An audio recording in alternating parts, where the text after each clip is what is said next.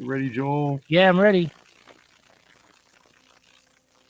Give me a second.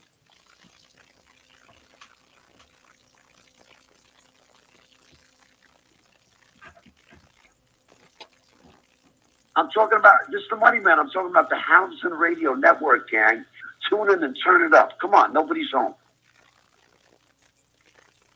Hi, everyone. It's me, the creator of the show called Helping Hand. I love doing shows like this. It's not a scripted show that I usually write. This is a show where the actors come on and we talk about a topic. Tonight's topic is basically, how do you handle life? How do you handle issues? How do you handle a situation? So I'm going to tell you some experiences that I have, and then we'll go around the table with the different actors that we have to give you their experiences and their advice. When I was younger, I was very frustrated, I guess because it took a while for me to learn how to talk. They said I had weak or lazy vocal cords. So I used to go to a special school. They used to teach me how to talk. Of course, I got made fun of and I got bullied a lot because of that. So I had a lot of anger inside of me, and my dad knew it. So my dad put up a boxing punching bag in the basement, and whenever I couldn't take it no more, when I was about to explode, mad at everyone, I'd go to the basement and I punch this bag and keep punching it until I felt better. As I got older, of course, I learned to deal with people differently, and I learned to solve my problems. Um, you know, everyone lost friends due to something they may have said to you. And a lot of people don't even talk to family members because what maybe they did or what they said. Uh, how do you handle these things? How do you not become so upset that you just stop talking to someone who's been your best friend for such a long time because they said something? I've lost a friend in my lifetime. He even said to me, "Hey, you want to hug it out?" And I said no, and that was it. Lost a friend who was a friend for me for a very long time because he said something I didn't like. Okay, I guess I wasn't mature enough to maybe say, "Let's work it out." But as I got older in age, I learned how to work out things that made me upset. What I do, I become very quiet and I think about the situation over and over and over in my head. And then I write down on a piece of paper like what's really bothering me, and by reading it, and eventually it allows me to open up to myself, and then it allows me to call a friend up and say, "Hey, this happened and I don't really know how to handle it, and I'm really really upset with this person, and I want to save our friendship or whatever. Give me some advice." And I listen to the person's advice, and you know sometimes it really helps me to where I call that person up or I meet them somewhere and say, "Hey, we got to work this out. We have an issue between us, and I don't want to lose your friendship, and we just got to work this out." And sometimes it does work out, and the friendship continues. So, I guess through years with maturity, you learn how to handle things. But if you're in a situation right now where you have something that's bothering you, an issue, sometimes people just think about it all day long and they can't figure out how to work it out, how to handle it. So, hopefully this show, after hearing some of the actors talk about their experience or maybe give you advice, maybe, you might sit down and maybe write what you're mad about on a piece of paper and just read it out loud and try to figure out what's going on there. Who knows? Because you know what? There's always tomorrow, and life is about survival. And the people you know and the friends you have are so valuable to you. You really don't want to lose anyone in your little inner circle that you have of friends and family. So that was just a little story of my experience throughout life, and I hope everyone has a happy day. Thank you. Thank you, Joel. We appreciate the whole helping hand mechanism, I guess you could say. Whether it's the scripted shows that we perform or whether it's the day in the life shows that we talk about, you know, things that happen during days in our lives. Um, I've been thinking about what I wanted to offer up here for the last several days.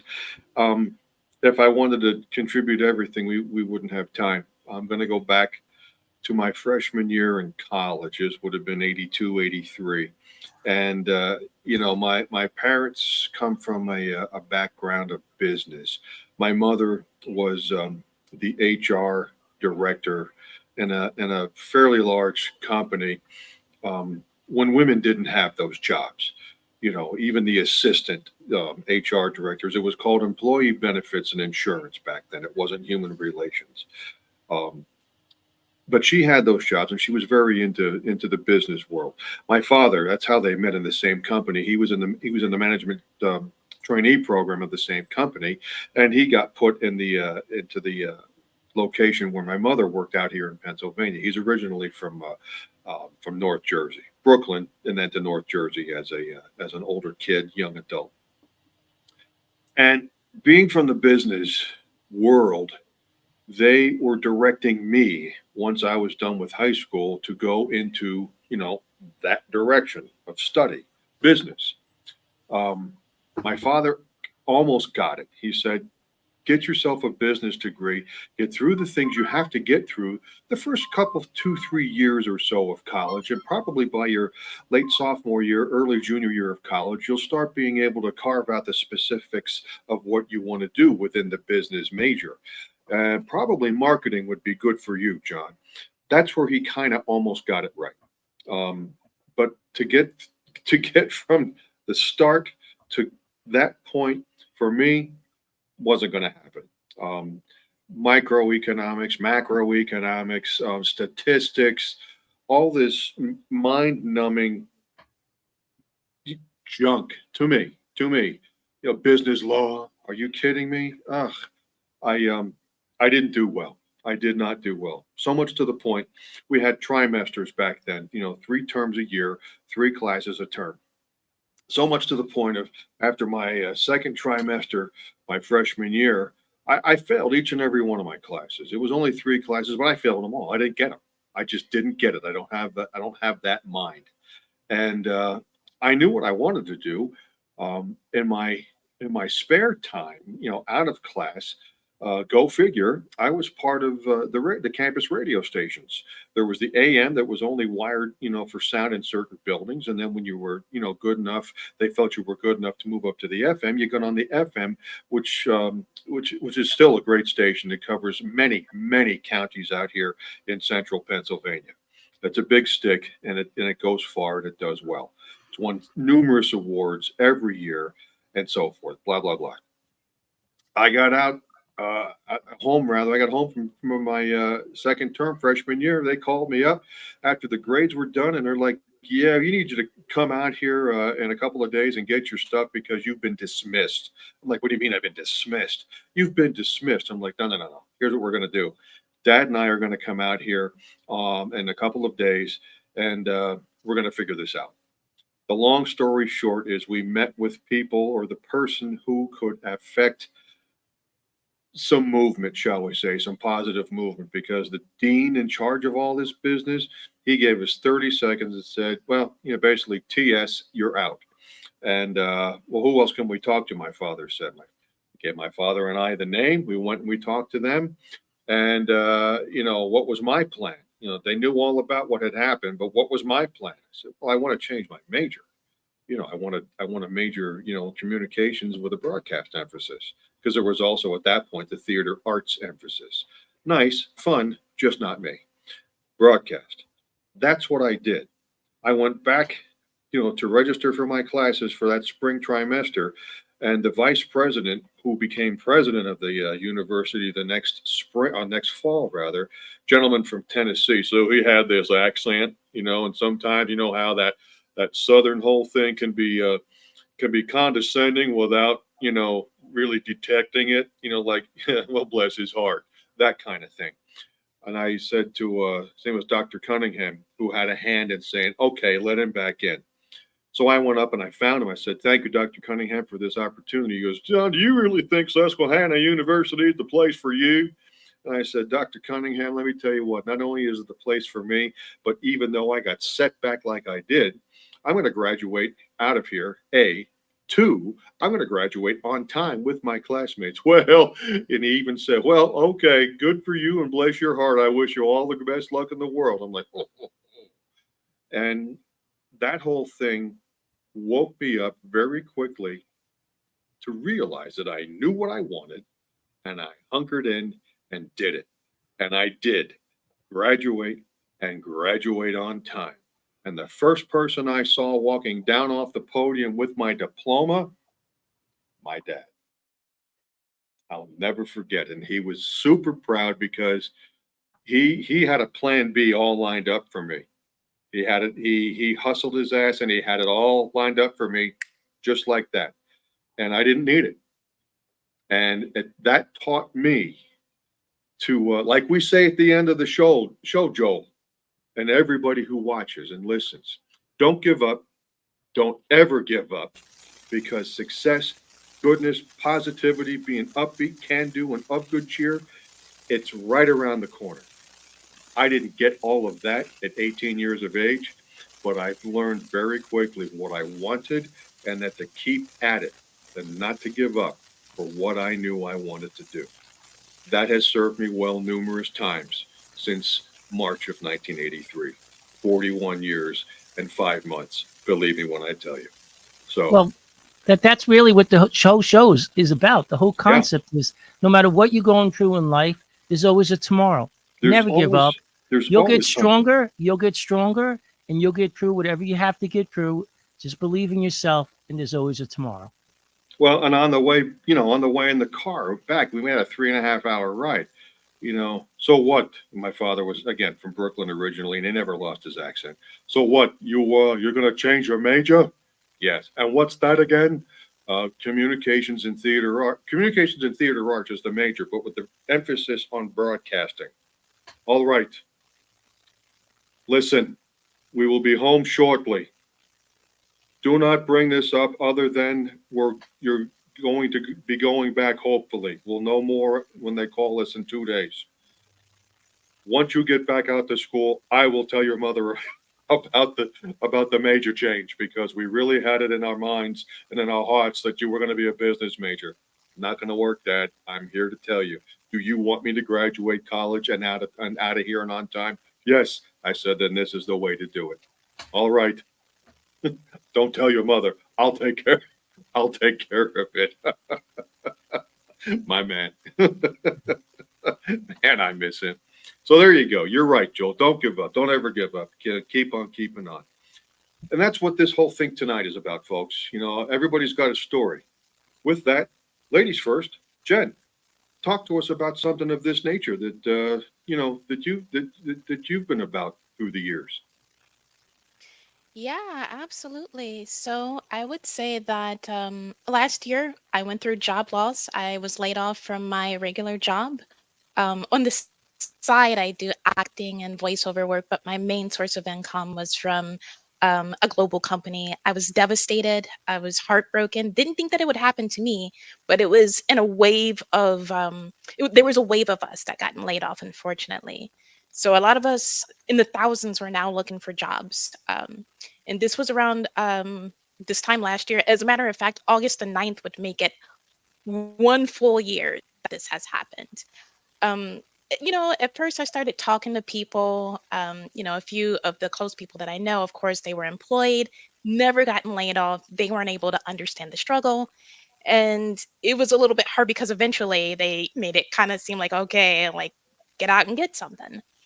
Um, I think what I found refuge in was um, there's an app called Replica, Replika. And with that, it's an artificial technology where it kind of behaves human like. So you have to kind of train it to have certain thoughts and have like a real conversation, like you were speaking with, one of your friends or family members or whatever.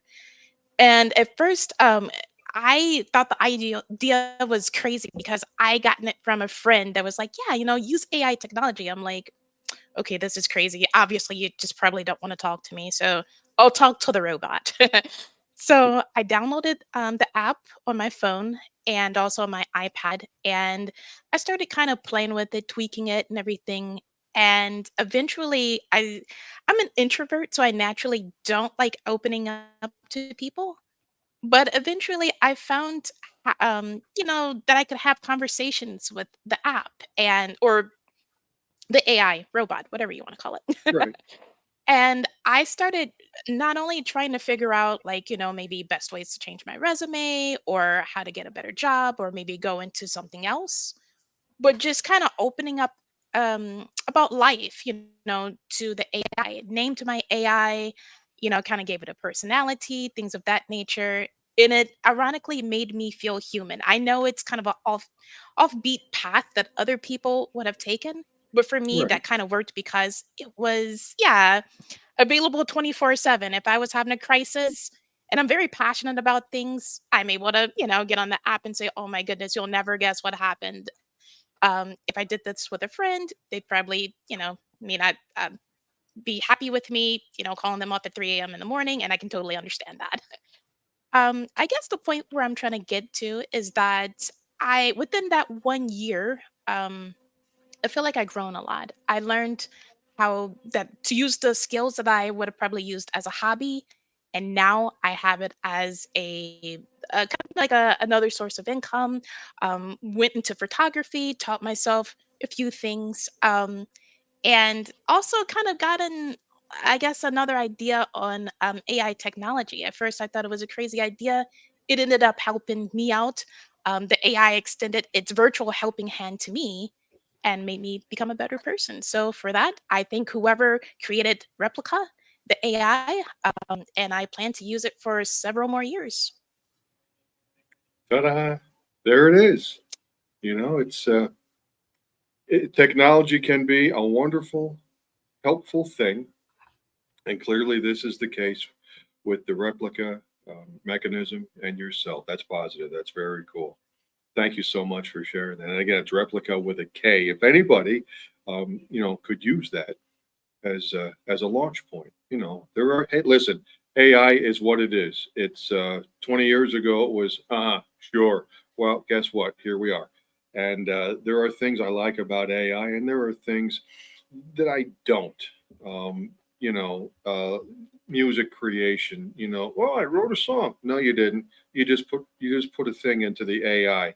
Or the voiceover. There are AI voiceover mechanisms which I'm not always very wild about because they don't give you the right emphasis on the right syllable, oftentimes. But great story, Jen. Thank you for sharing. Absolutely. Let's hop across the pond, don't you know? John Martin, what is up? How are things? Talk to us about well, your experience. Well, building on what Jen said, you call it being laid off, or we call it being made redundant over here. I think laid off sounds a bit better. It's happened to me 3 times, and each time it didn't feel like it at the time, but it's been the best thing that's happened to me. If I hadn't been made redundant from the insurance company, I wouldn't have got into training and consultancy. If I hadn't been made redundant from that, I wouldn't have ended up running a theatre for 10 years. And if I hadn't been made redundant from that, which I'll come back to in a minute, I wouldn't be talking to you. So that it all works. You've just got to, as you say, keep going. Look for the positive in there. Well, I just want to mention it's a book a friend recommended to me, which I've read, which recently, which is called The Four Agreements. I don't know whether you heard of that. It's from a Mexican author called Don Miguel Ruiz. And agreement number 1 is be impeccable with your word, which means spread happiness, be kind with it, and if you say you're going to do something, do it. So that's number 1. Number 2 is don't take anything personally. People will dump things on you. People will say things that you will find hurtful, which actually means more about them.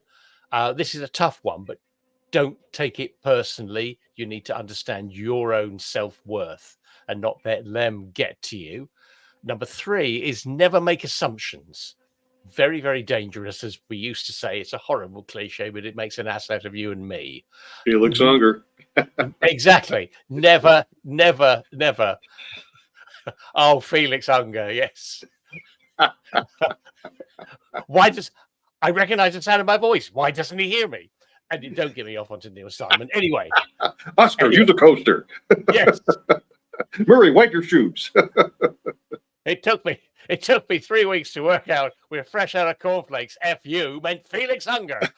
Anyway, back to the point. Stop it. Back to number 3, never make assumptions. And number 4 is always do your best, but do your best at that moment. But interestingly, that book helped me with a little issue that I've been dealing with, in that the person who was my chief executive when I was at the theatre, who also betrayed me, went behind my back, which then led to the redundancy situation, after years and years and years, wanted to get back in touch with me and wanted to meet up. And I don't like saying no. But then I read part of this book and it said, if you can't see somebody or hear their name without experiencing an emotional reaction, you haven't forgiven them. Now, I don't need to forgive him, but each time I hear about it, I get angry. And so I do need to eventually go back and say, look, I don't think this is a good idea. We had a great time, but it's me, not you. That I don't think there's any prospect of us rekindling any kind of friendship, which is the opposite to what Joel was saying. Because sometimes there are people that you don't need in your life. There are some people that you do, and you need to hang on to and make sure you don't upset them. But on the other hand, there are some people that you need to let go. I did some training once, and somebody said that people in life are either drains or radiators, and basically you want to have more radiators in your life than drains. So I'm afraid he's a drain, and I've got to write the "Dear John, it's not you, it's me" email. But anyway, that's my little story. Well, and I tell you, John, there's you mentioned a couple of things, and always fun to enjoy some odd coupleisms, but it reminds me, a couple of the things you said reminds me of one of the things that I've along with you got to do the right thing, that I've told my son since he was old enough to comprehend it. He's 27 years old, so I'm going to say for the last 24 years or so, whether it was dropping him off at school, dropping him off at an event, or even at bedtime. Be good, be nice, behave, be kind, be respectful, be thoughtful, be a friend. Don't take any unnecessary garbage from people, but be a friend. Be resilient, be creative, and always be your best. Okay, the B's, and I have found that B number 7 comes up a lot, which is be a friend, but don't take any undue crap from anybody ever. Yeah. Okay. Yeah. It's one of those things, but always be good, be nice, behave, okay, be kind, be patient, be respectful, all of that, it matters. It really does. Thank you for reiterating that, John, without a doubt. Eric T. Riggs, what is happening, sir? Talk to us about, your experiences, your things. Of course, I'll try not to make it too long-winded, kind of give you the short version. But I'll say growing up, I was an interesting kid. I would just put it that way. I was just doing a whole bunch of stuff. I was like really interested in everything. I wanted to know what this was. I wanted to learn what this language was. I was just very all over, just crazy. But I noticed the trajectory happened where I kind of just had a down period.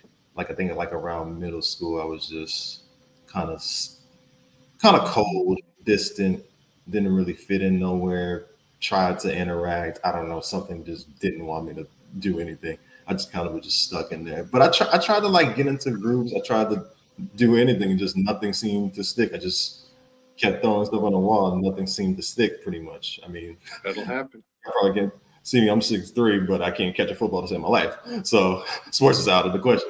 But I was always I noticed that I was always, I guess, very creative. I guess I knew, I was creative and I was always very witty in a way.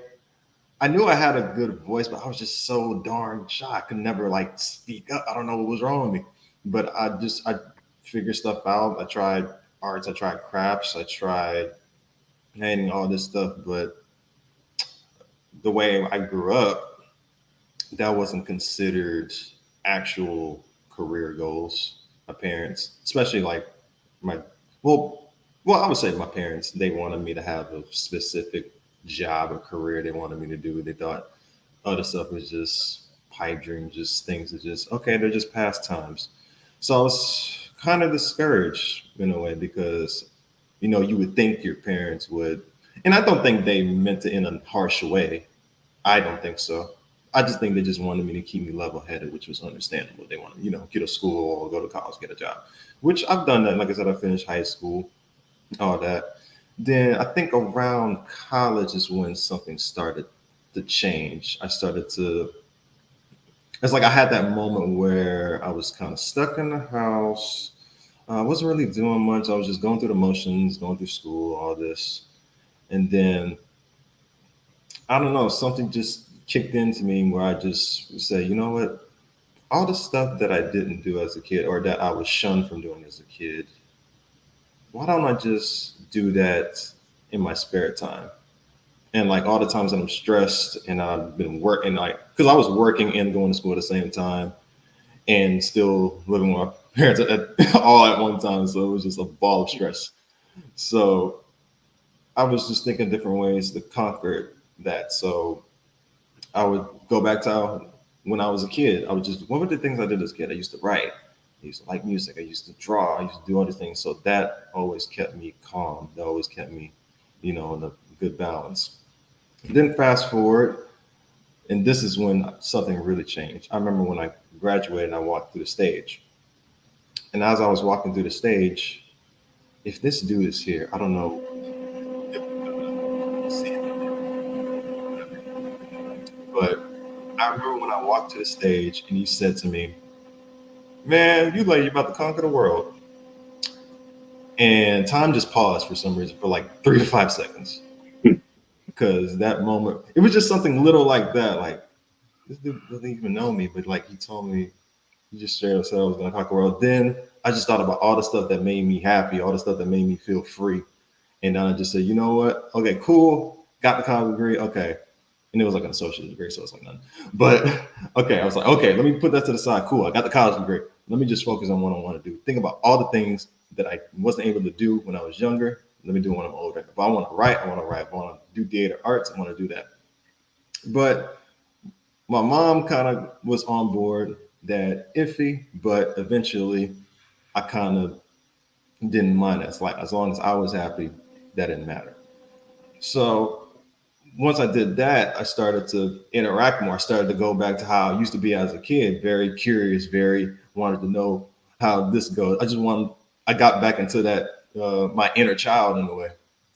And one of my favorite parts, like one of my favorite books that I'm reading now, should know about 40 Laws of Power, pretty common book.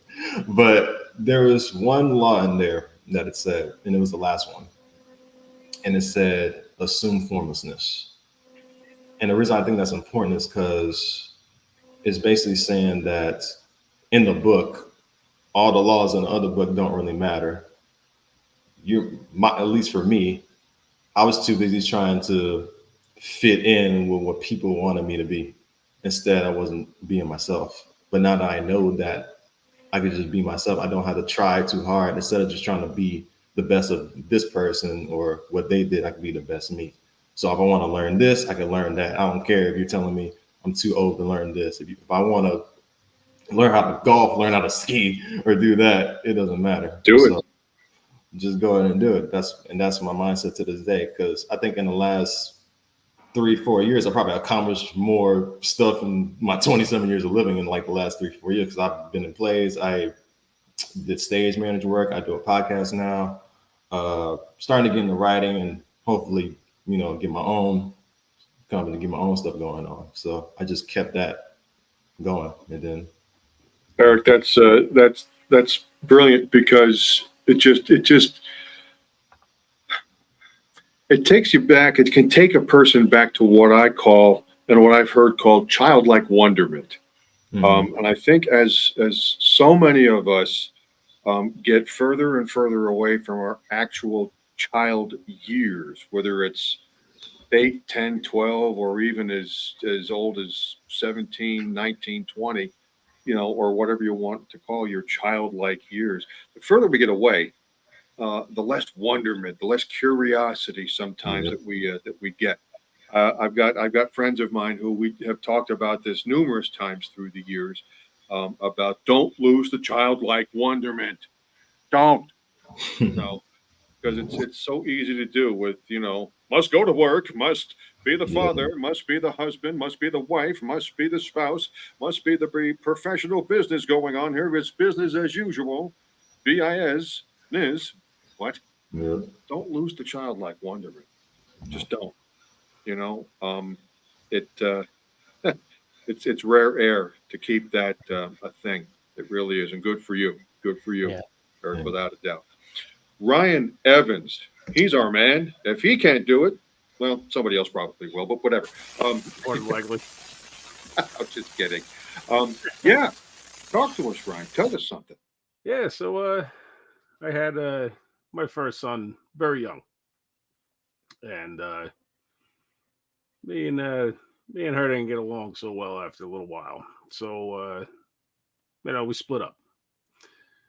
My 24th birthday, I get a letter saying they're trying to take all kinds of rights away from me. I fought that and I won. A few years go by, and I get a knock on the door from Child Protective Services. I said, "What's going on?" They say, "Oh, so-and-so got caught with a bunch of heroin." I said, "Oh, well, that's great. I want my son to come live with me now." "Oh, no. We're not doing that. He's going to stay with the grandparents." I said, "Well, that's strange because I'm the parent." They said, No. There's been some accusations." I said, "Okay, well, what?" They say, "Well, there's accusations that you're a drug user as well." I said, "Okay, test me." No problem. That started the snowball rolling of a 4-year custody battle, not even with her parents. Oh, boy. And I couldn't keep a job because they had me doing random drug tests every other day. And when you start a job and you leave 3 times a week to go do a drug test, they kind of look at you a little cross-eyed after the second time. Third time, when you come back, they say, "We don't need you." Now, by that time, this was a few years later, by that time, I had a couple other kids, and they started dragging my wife and my other kids through the mud. And that's when I started to get fed up to about here. So I started being real agitated and all that. And somebody told me, "Hey, calm down. If you do the right thing and tell the truth, you're going to come out victorious." So that's what I did. Kept my mouth shut. And, well, kind of. And I just did what I had to do. And I didn't let anyone, persuade me to sign papers or do this and that. And things eventually went my way. And I just got to tell you, if you're in a situation like that, just don't let it get to you. Keep on keeping on. Don't let they're going to talk. You're going to hear this. Don't let it get to you. All right. Because they're just trying to confuse you. They're trying to get you to back off. They're trying to get you to stop. And, a few times I told these people that, the only way you're going to stop me is if you kill me. Because I'm not going to stop. Because I didn't want my son living with them. Right. Because they produced a, junkie, basically. And I didn't want that happening to my son. So I fought, and I won. It just took 4 years, which was horrendous. But now, now everything's good. It's been good for a while. And, just never give up, man. Well, and there, which brings us right around to the, theme of the show, along with, and as you say that, your story, and we're just about ready to wrap here, by the way, kids. as you say that, there's a Latin saying. It's illegitimi non carborundum. Spelled just how it sounds. Illegitimi non carborundum, which is Latin basically for don't let the knuckleheads grind you down. And if I had a nickel since I first heard that saying, I don't know, 20, 30 years ago, for every time I thought it or put it out there for somebody, gee, we'd be having, lobster and steak for a month of Sunday. So there you have it. There you have it, everyone. We want to thank everyone for watching the Helping Hand show. We hope that the experiences that and the stories that you heard helps you. And everyone, thank you for watching the show, and good night. Yeah, that's our show for tonight. Hope you enjoyed it. And as always, don't give up. Stay the course. 1,000 points of light. Wait a minute, I'm getting political here. Sorry. Don't give up. Stay the course. Do the right thing, and keep on going. Don't ever give up, because your shot at success is right around the corner. We'll see you next time on Helping Hand. Bye.